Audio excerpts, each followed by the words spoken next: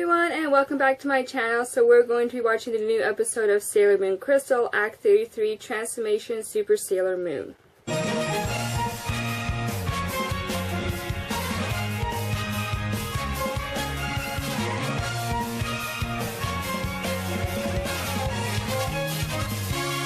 Okay, so another great episode. I felt that this one had a lot of information to fill in for the people who are watching it. Which, of course, the chapter was as well in the manga. I like how, in the episode, how Uranus, Neptune, and Pluto finally just, sat down and told the Senshi's more or less everything, including the fact that they had to do something that went against the inner Senshi's moral code, which was to kill someone. Yeah, 3 guesses who? So I like how in this series, and especially in the manga, that the outer Senshi aren't being complete jerks to the inner Senshi. They're more like trying to protect them and their morals. Where it's like, this is our duty, you can hate us, you can call us the enemy, but this is what we have to do.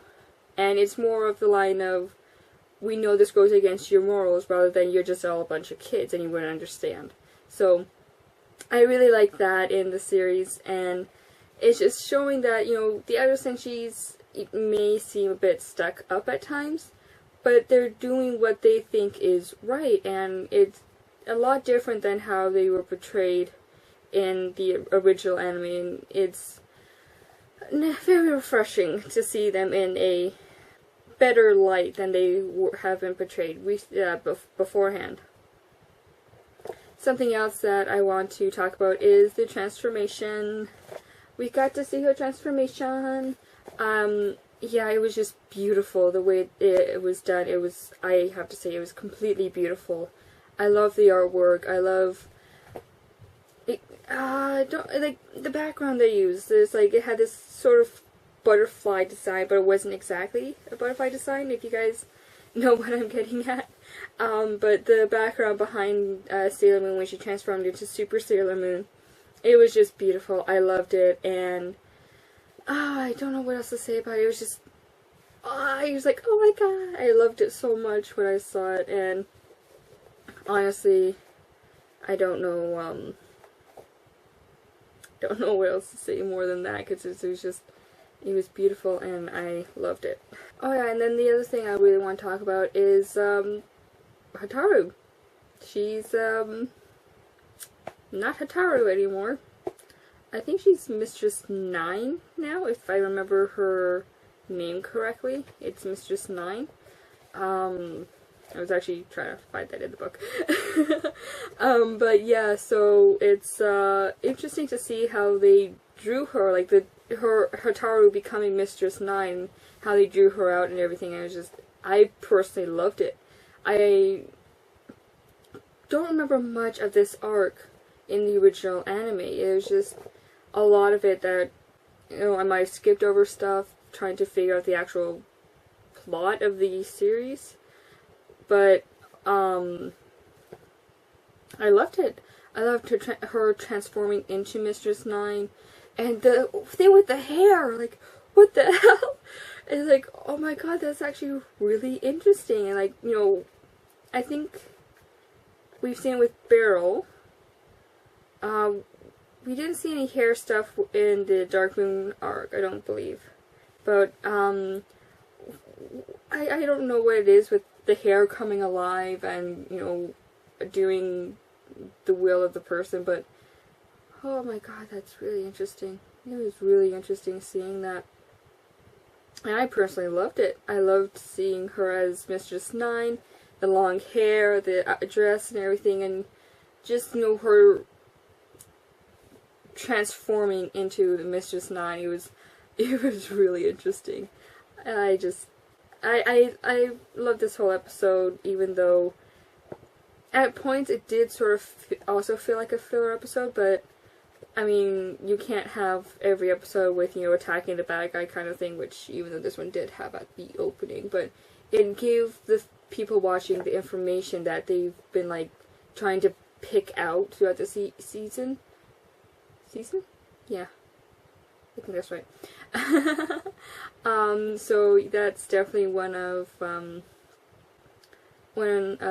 favorite things about this is that, you know, you don't have to wait 32 episodes before you actually get into the nitty-gritty of this series. It's the series, and, you know, you have this episode where you can just sit down and watch it, and it's like, here's all the information you've been waiting for since the season started, kind of thing. So that's what I was really liking about this episode, that it's like, okay, you want the information? Here's the information. So that's something I was looking forward to, and I was just wanting to see how they portrayed it, and the way they showed, like, in the flashback with Saturn awakening, there's something there that I noticed.